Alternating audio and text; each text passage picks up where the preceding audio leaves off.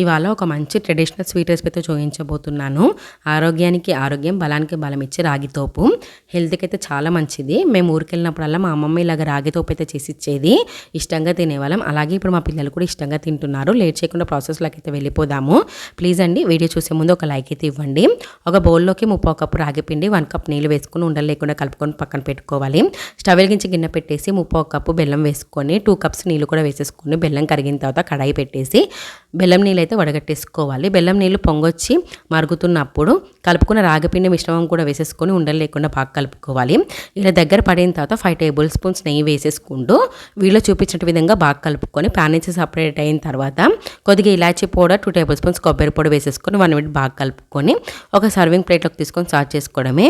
1 table spoon నెయ్యి, cut చేసుకున్న dry fruits వేసుకొని తింటుంటే చాలా అంటే చాలా టేస్టీగా ఉంటుందని నోట్లో పెట్టగానే జారిపోతుంది. మీరు కూడా ట్రై చేయండి. వీడియో నచ్చితే లైక్ చేయండి. బాయ్.